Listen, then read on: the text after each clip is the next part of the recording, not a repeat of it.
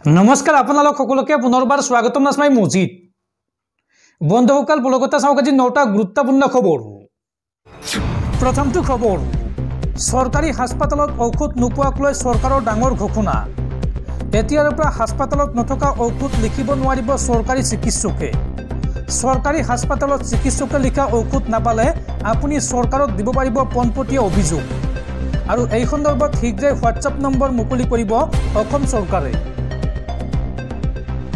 চৰকাৰী হাস্পতালত চিকিৎসকে লিখা ঔষধ নাপালে আপুনি চৰকাৰক দিব পাৰিব অভিযোগ হাস্পতালত নথকা ঔষধ লিখিব নোৱাৰিব চৰকাৰী চিকিৎসকে চৰকাৰী হাস্পতালত ঔষধ নোপোৱাক লৈ চৰকাৰৰ ডাঙৰ ঘোষণা আৰু ইয়াক লৈ হোৱাটছআপ নম্বৰ মুকলি কৰিব অসম চৰকাৰে ৰোগীয়া বাহিৰৰ পৰা ঔষধ কিনিব লগা হলে বিপদত পৰিব সেইগৰাকী চিকিৎসক চৰকাৰে মুকলি কৰা হোৱাটছআপ নম্বৰত দিব পাৰিব প্ৰেছক্ৰিপশ্যনৰ ফটো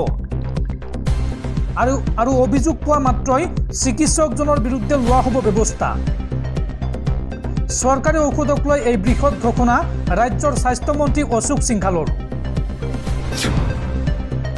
পৰৱৰ্তী খবৰ অসমত কোনো পধ্যই ইউচিচি অৰ্থাৎ ইউনিফৰ্ম চিভিল কোড মানি নোলোৱাৰ হুংকাৰ ইউচিচিৰ বিৰোধিতাৰে মুছলমান ধৰ্মগুৰুৱে কপালে মঞ্চ ইউচিচিৰ বিৰুদ্ধে হাইলাকান্দিত সহ মুছলমানৰ প্ৰতিবাদ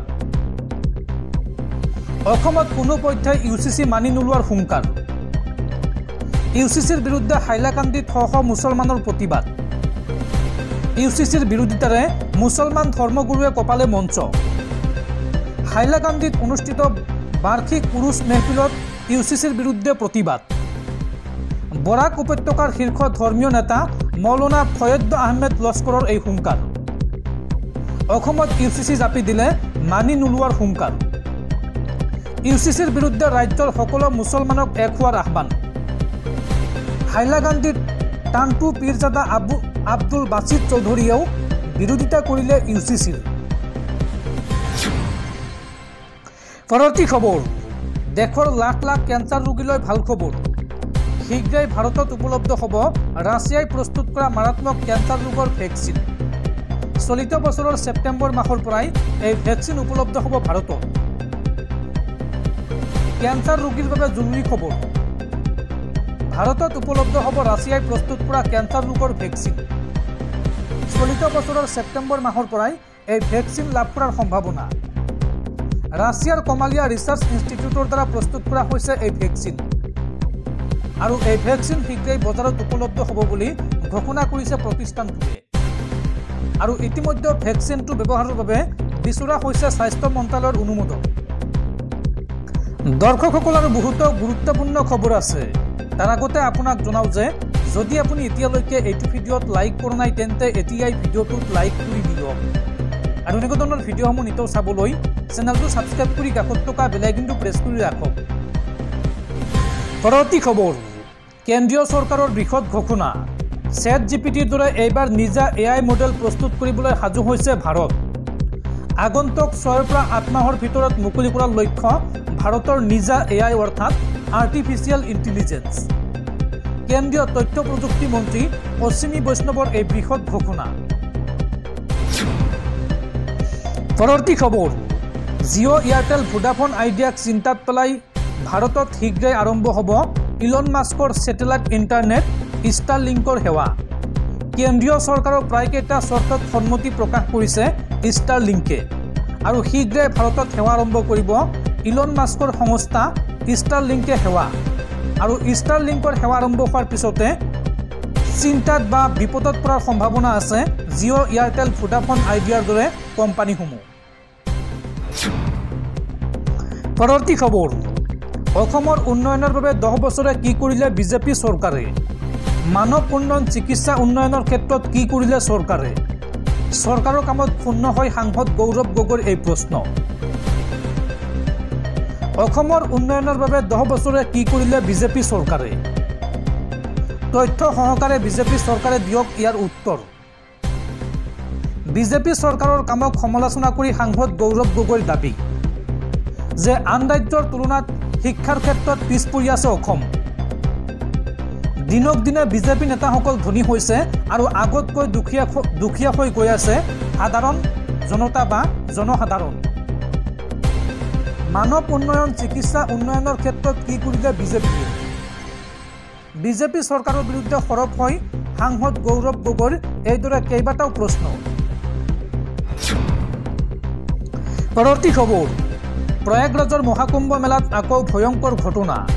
15টাকৈ টেণ্টত পুনৰ ভয়ংকৰ অগ্নিকাণ্ডৰ ঘটনা। হাজাৰ হাজাৰ ভক্তৰ মাজত হাহাকাৰ পৰিৱেশ। প্ৰয়াগৰাজৰ মহাকুম্ভ মেলাত পুনৰ অঘটন। এইবাৰ 15টাকৈ টেণ্টত ভয়ংকৰ অগ্নিকাণ্ডৰ ঘটনা। জুই লগাৰ পিছতেই হাহাকাৰ অৱস্থা।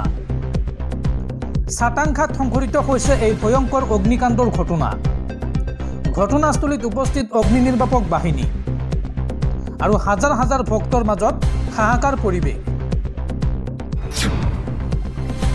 পৰৱৰ্তী খবৰ, পূৰ্বৰ সকলো অভিলেখ ভংগ কাজিৰঙা ৰাষ্ট্ৰীয় উদ্যানৰ। 2024-25 বৰ্ষত কাজিৰঙালৈ 2.90 লাখ পৰ্যটকৰ আগমন আৰু 9,500গৰাকী বিদেশী পৰ্যটকৰ আগমন কাজিৰঙা ৰাষ্ট্ৰীয় উদ্যানলৈ। আৰু বৰ্তমানলৈকে 7.40 কোটি টকাৰ ৰাজহ সংগ্ৰহ বন বিভাগৰ। পৰৱৰ্তী খবৰ, নৰেন্দ্ৰ মোদীৰ শাসনত উন্নত জীৱনৰ আশা হেৰুৱাইছে ভাৰতীয় নাগৰিকসকলে। শেহতীয়া জৰীপত প্ৰকাশ পাইছে এই তথ্য। ভাৰতৰ প্ৰধানমন্ত্ৰী নৰেন্দ্ৰ মোদীয়ে প্ৰায়ে দাবী কৰে যে যুৱক যুৱতীসকলৰ বাবে পৰ্যাপ্ত চাকৰিৰ ব্যৱস্থা কৰা হৈছে, সাধাৰণ মানুহৰ জীৱন উন্নত হৈছে, বৃহৎ আন্তঃগাঁথনি গঢ় লৈ উঠিছে, ভাৰতে বিশ্বৰ এক বেলেগ স্থানত উপনীত হৈছে। তেওঁ লগতে কয় যে ভাৰতীয়সকলৰ অৱস্থা আগৰ সময়তকৈ এতিয়া ভাল। অৱশ্য চি ভূটান নামৰ সংস্থা এটাৰ সমীক্ষাত অন্য এটা কথাহে কোৱা হৈছে। ভাৰতীয়সকলে কয় যে তেওঁলোক আচলতে হতাশ আৰু মোদীৰ শাসনত তেওঁলোকৰ জীৱনৰ মান উন্নত হোৱাৰ কোনো সম্ভাৱনা তেওঁলোকে দেখা নাই। মূলতঃ দৰমহা বৃদ্ধিৰ অভাৱ আৰু দিনক দিনে সামগ্ৰীৰ দাম বৃদ্ধি পোৱাৰ বাবেই তেওঁলোক হতাশ হৈ পৰিছে আৰু এই হতাশগ্ৰস্ত লোকৰ সংখ্যা দিনক দিনে বাঢ়ি গৈ আছে। চি ভোটাৰে এই কথা কয়। উল্লেখযোগ্য যে সংস্থাটোৱে বিভিন্ন ৰাজ্যৰ 5,269জন প্ৰাপ্তবয়স্কৰ ওপৰত এই প্ৰি বাজেট সমীক্ষা চলাইছিল। ইয়াৰে 37% কয় যে আগন্তুক বছৰত সাধাৰণ মানুহৰ জীৱন ধাৰণৰ মানদণ্ড আৰু অধিক হ্ৰাস পাব। চি ভোটাৰে প্ৰকাশ কৰা তথ্য অনুসৰি 2013 চনৰ পাছত প্ৰথমবাৰৰ বাবে ইমানবোৰ লোকে নিজৰ জীৱন ধাৰণৰ মানদণ্ড হ্ৰাস পোৱাৰ কথা কয়। পৰৱৰ্তী খবৰ, ইছলাম ধৰ্মৰ পবিত্ৰ ধৰ্মগ্ৰন্থ কুৰাণক অপমান কৰাৰ বাবে ছুইডেনত এজন যুৱকক গুলীয়াই হত্যা। ছুইডেনত পবিত্ৰ কুৰাণক অপমান কৰা যুৱক সালৱান মমিকাক গুলীয়াই হত্যা কৰা হয়। বুধবাৰে সংঘটিত হৈছে এই ঘটনা। ছুইডেনৰ ৰাজধানী ষ্টকহোমৰ এখন আদালতে তেওঁৰ বিৰুদ্ধে বৃহস্পতিবাৰে 30 জানুৱাৰী তাৰিখে ৰায়দান কৰাৰ কথা আছিল। অৱশ্য তাৰ পূৰ্বেই তেওঁক গুলীয়াই হত্যা কৰা হয়। ছুইডেনৰ সংবাদ মাধ্যমৰ উদ্ধৃতি দি ৰয়টাৰ সংবাদ সংস্থাই প্ৰকাশ কৰা তথ্য অনুসৰি কুৰাণক অপমান কৰা মমিকাক গুলীয়াই হত্যা কৰাৰ সময়ত টিকটকত লাইভত আছিল।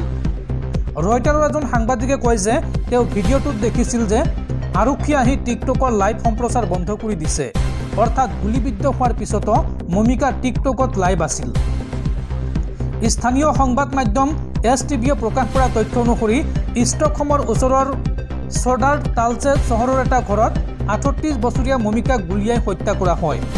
ঘটনাৰ লগত জড়িত থকাৰ সন্দেহত আৰু 5জন লোকক আটক কৰিছে আৰক্ষীয়ে।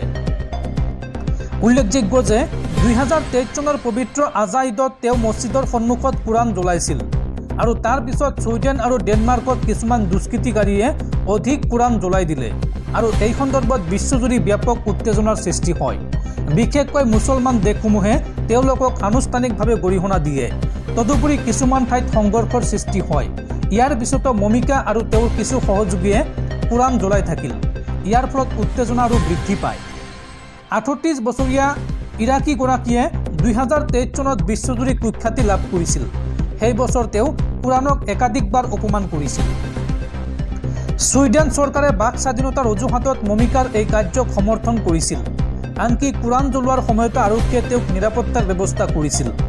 কিন্তু ইয়াক লৈ উত্তেজনা বৃদ্ধি পোৱাৰ লগে লগে দেশৰ চৰকাৰক সকীয়াই দিয়া হ'ল যে যদিহে মমিকাৰ কাৰ্যকলাপ অব্যাহত থাকে তেন্তে ইছলামিক ৰাষ্ট্ৰসমূহে ছুইডেনত আক্ৰমণ চলাব পাৰে। প্ৰতিবাদ আৰু সমালোচনাৰ সন্মুখীন হৈ ছুইডেন চৰকাৰে মমিকাৰ আবাস অনুমতি বাতিল কৰে। অৱশ্যে তেওঁলোকে তেওঁক নিজৰ দেশ ইৰাকলৈ ঘূৰাই পঠোৱাৰ কোনো ব্যৱস্থা নকৰিলে। আপোনালোকে নিশ্চয়তা বুজি পাইছে, ইছলাম ধৰ্মৰ পবিত্ৰ ধৰ্মগ্ৰন্থ কোৰাণ শ্বৰীফক অপমান কৰাৰ বাবে ছুইডেনত এগৰাকী যুৱকক গুলীয়াই হত্যা কৰা হৈছে। 2023 চনত ঈদৰ দিনটোত এই যুৱকগৰাকীয়ে মছজিদৰ সন্মুখত পবিত্ৰ কোৰাণ শ্বৰীফ জ্বলাই দিছিল আৰু তাৰ পিছতে সমগ্ৰ বিশ্বত ইয়াৰ প্ৰতিক্ৰিয়া আৰম্ভ হৈছিল আৰু অৱশেষত বুধবাৰৰ দিনটোত কোৰাণ জ্বলোৱাৰ অপৰাধত বা কোৰাণ শ্বৰীফক অপমান কৰাৰ বাবে এই যুৱকগৰাকীক গুলীয়াই হত্যা কৰা হৈছে ছুইডেনত। অৱশ্যে যুৱকগৰাকী ইৰাকৰ নাগৰিক। পৰৱৰ্তী খবৰ, পঞ্চায়ত নিৰ্বাচনৰ পূৰ্বে বিজেপিত মক্ষম আঘাত। বিজেপি এৰি অসম জাতীয় পৰিষদত যোগদান সহ লোকৰ আৰু এইবাৰ স্বয়ং বিজেপি মেয়ৰৰ ভাতৃয়ে যোগদান কৰিলে এজেপি। পঞ্চায়ত নিৰ্বাচনৰ পূৰ্বে ভাৰতীয় জনতা পাৰ্টিত মক্ষম আঘাত। বিজেপি এৰি অসম জাতীয় পৰিষদত যোগদান সহ লোকৰ। ডিব্ৰুগড় বিজেপিক মক্ষম আঘাতেৰে এজেপিলৈ স্বয়ং মেয়ৰৰ ভাতৃ।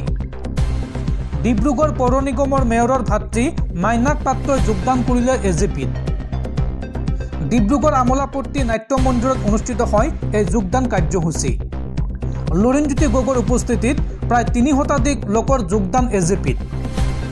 ডিব্ৰুগড়ৰ একাংশ বাঙালী ভাষী লোকক লগত লৈ এজেপিত যোগদান মাইনাক পাত্ৰৰ আৰু এজেপিলৈ আহিয়েই বিজেপিক কঠোৰ সমালোচনা সহ প্ৰাক্তন বিজেপি কৰ্মীৰ।